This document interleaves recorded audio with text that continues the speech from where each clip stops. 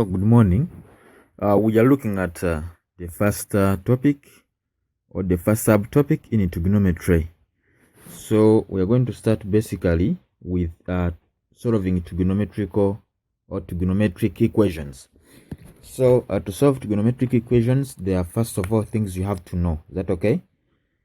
So that's basically where I'm going to start from. Don't worry, I'm going to also explain at the starting things, but this is the main issue here. This is where people find challenges, but don't worry, I'm going to make everything to be easy. Okay, so what I want you to know that we have trigonometric ratios. We have trigonometric ratios. We have cos, what we call cosine. Is that okay?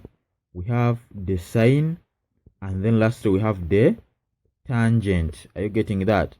Whereby if we have our angle and the angle is x, then cosine is cos x in abbreviation form with the angle. Then sine is sine x. Is that okay?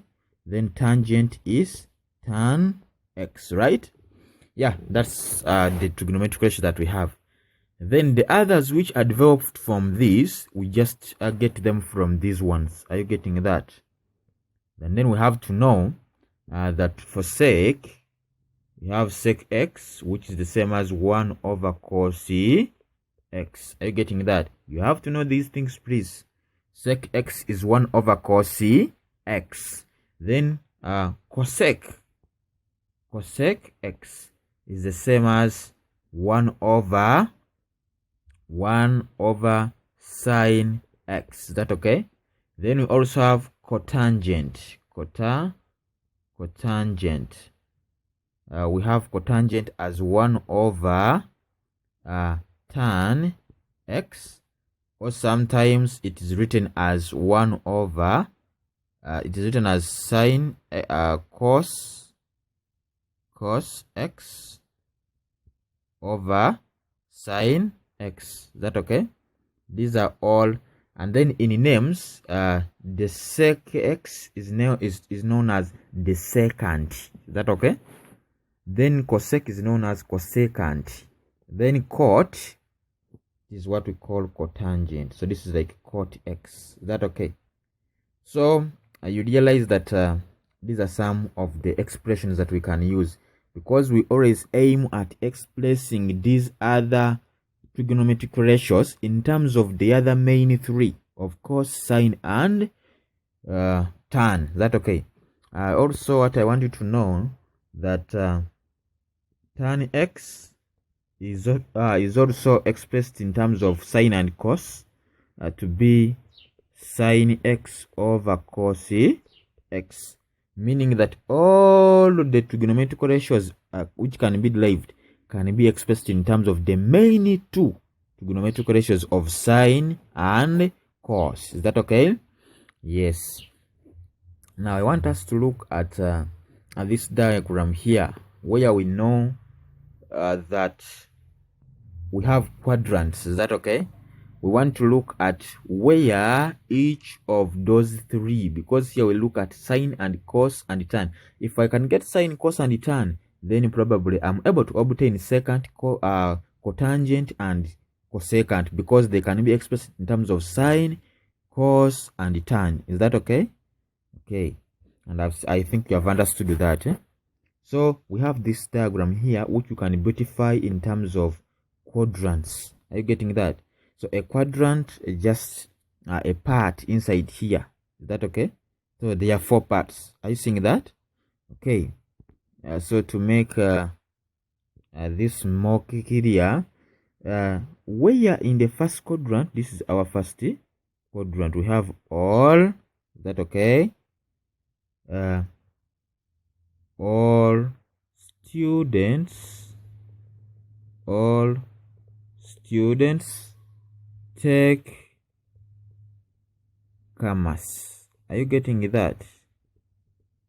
People always form different things from here. Some people say all student teachers con, which is not right. That is very long.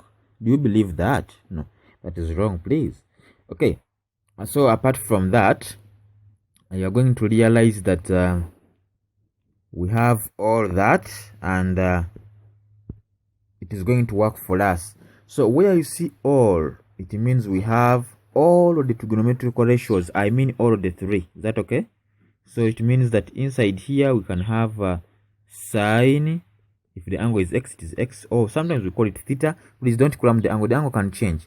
The trigonometric ratios change, the angles can change. So I'm using the angle as x. We have sine, we have cos, we have tan x. Inside there, all, they are all there. Is that okay? Okay, all students. Now this s here means the sine. Or then here it is only sine x. Others are not there. And we're going to see. This is so far first identifying where all belong. Are you getting that? Take, this means it is what? It is tan x here. Then commas, this means it is cos x there. Are you getting that? Okay. Let me hope we are moving at par together. So we are looking at how all of the three relate. Is that okay? Okay. So that's the first diagram. Just to explain trigonometrical ratios and where they belong. Are you getting that? So in others, we've been identifying regions for trigonometric ratios. Are you getting that? Okay, because I told you trigonometric ratios are mainly the three: sine x, cos x, and tan x. These are the common trigonometric ratios. Then the others which we have are derived from these three. Is that okay? And I've shown you when we derive them how we get them. Like the sec x, it is 1 over cosecant, or over cosine, which is 1 over cos x. Is that okay? Okay, but from that diagram, we can have another diagram of the same kind. Is that okay? Another diagram of the same kind. Now, this diagram is going to clearly identify sines. Is that okay? Clearly identify what? Sines of these trigonometric ratios. Am I clear there? Okay. We have already seen that in this first quadrant here, all, is that okay? All means that sine x, cos x, and tan x in that quadrant, they are all what? Positive. Is that okay? They are all what? Positive. Then in this second quadrant, students, all students meaning sine x for s. It is the only positive. Are you getting that? The one which is meant to be in that quadrant is meant to be positive. Then the others are meant to be what? Negative, which are not there. Meaning that in this quadrant, cos x and tan x, they are having a negative sign in that quadrant. Am I clear there? Yes, I want to believe. Okay, all students take. Now, meaning here we have mainly the tan. So it is what? Positive, because it is what is meant to be there. Meaning now cos and sine x, here they are what? Negative. Is that okay? Here they are what? Negative. Then here it is cos, which is for commas, co. Is that okay? Cos, it is positive, meaning that others sine x and tan x, both of them are what? Negative. Is that okay? Are we together there? Yes, we are together there. I want to believe you have understood me. Is that okay? How do we make use of this we have written, mainly especially this diagram? It helps us to identify the angles. Is that okay? In the different ranges. Now, on top of this diagram, I want us to include ranges. You see, always what I want you to know, that angles measured in the anti-clockwise sense, they are positive angles, and angles measured in a clockwise sense are negative. Are you getting that? Well, this is what I mean. Angles measured in that sense, that is anti-clockwise, they are positive. And angles measured, I mean from this starting point here, because this is the starting point when I'm going this side here. Are you getting that? So angles measured from here and going in the anti-clockwise sense, they are positive. And angles measured from here and going in the clockwise sense are negative. Clockwise, negative. And anti-clockwise, positive. Are you getting that? Is that understood?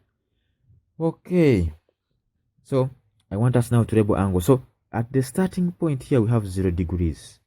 When someone reaches here up, that is 90 degrees. Is that okay? When he has made 90. Are you getting that? He has made what? 90. When someone proceeds, then he makes what? 180. Are you getting that? When someone again proceeds, he's still moving anti-clockwise, so meaning the angles are positive.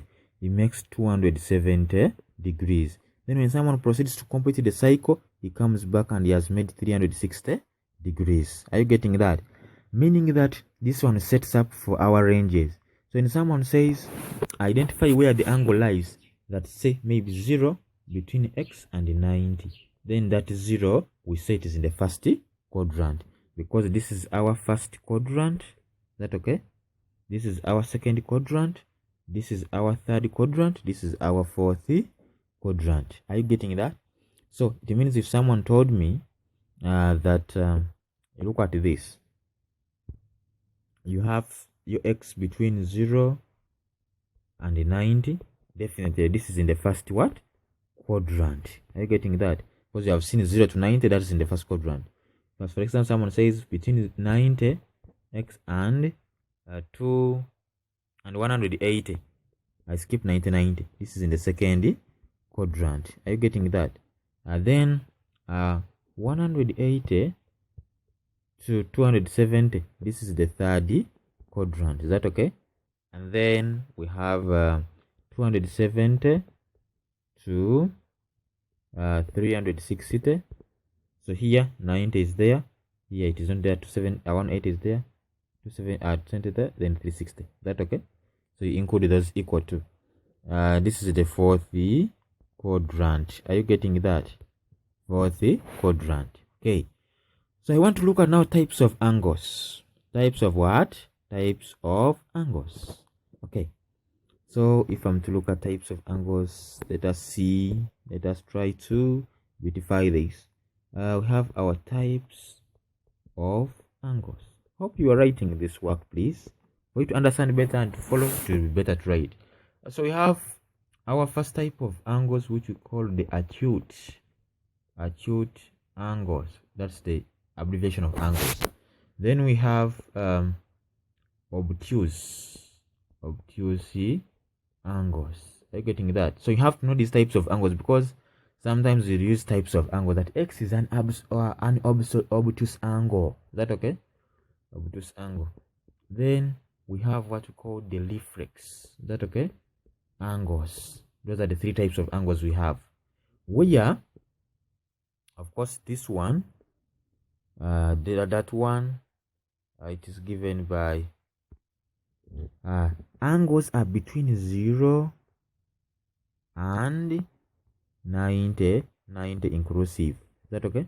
Meaning that 0 and 90 are also acute angles. So any angle between this range here, that one we call it an acute angle. Say 53 point something, say 48 point anything, 23.1, those are acute angles. Any angle between 0 and what? 90 degrees. Okay, we have obtuse angles. For them, they start with 90, not inclusive. 90 tell you more, it's not there because 90 is already an acute angle. So from 90 up to 180 inclusive. Is that okay? Those ones we call them obtuse angle. So any angle you find there, 135, 120, 175, even 180 itself, but 90 is not there. That's why we are not seeing anything like equals on this first lesson. Is that okay? So we have those obtuse angles as those. Then also, now we have seen obtuse. Now I want us to look at the reflex. So I've rubbed off the others, but I think you can just reverse the video and watch them.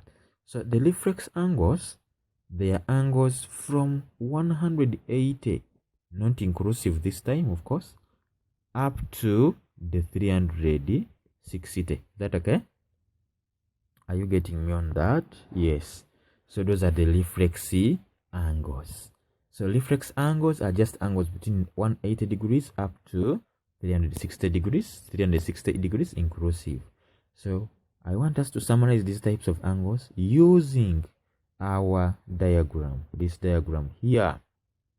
Okay, so we have this diagram. We're going to summarize our types of angles.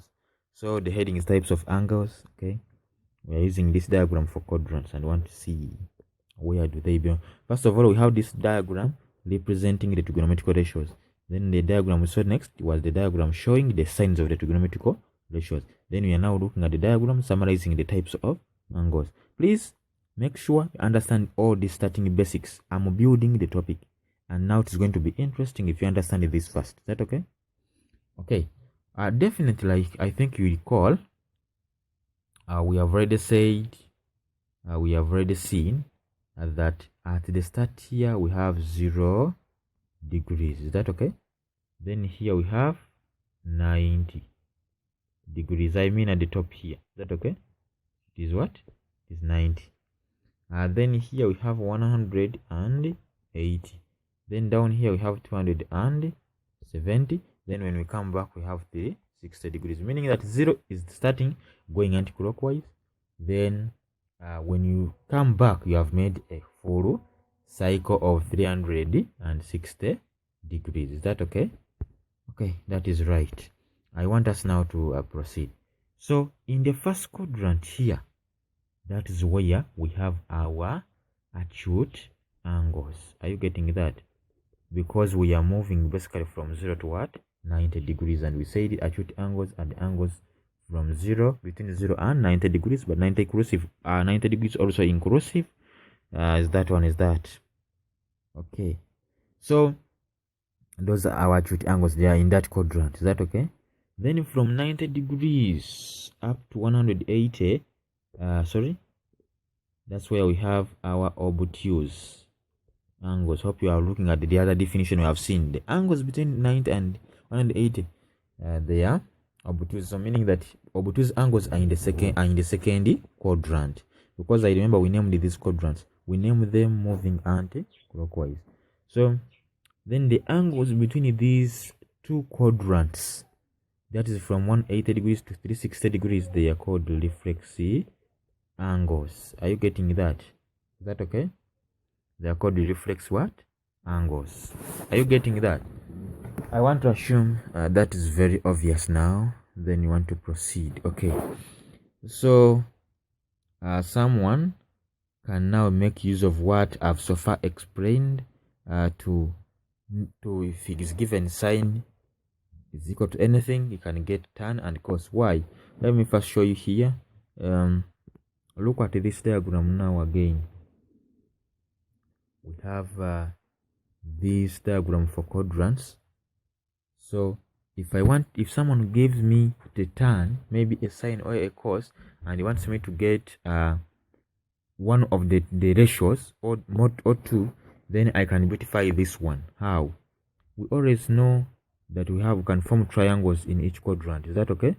Where this is our angle. Are you getting that? So just come and pick it from the quadrant which we think that trigonometric ratio basically is lying there. So the signs we have so far seen are the trigonometric ratios in the respective quadrants. They are going to help us so much. So I'm beautifying this one now to form like a butterfly. Is that okay? So here you have this, then combine this also. Here you have this, here you have that. So we have these angles. This angle I'm putting theta. Is that okay? I'm putting what? I'm putting theta. So in case someone wanted me to use the first quadrant, I just pick let me say I just pick this because this is a triangle. Is that okay? In the first quadrant. In case I wanted to use the second quadrant, I just use this one. And you're going to see when I pick and where and how. Is that okay? When I just pick this one in the third, then here in the fourth. Are you getting that? For the first lesson, please you first write those ones and make sure you have understood them. Then we catch up with the second lesson. Please make sure you enroll and enjoy more of this beauty of pure mathematics. I'm on trigonometry. Thank you.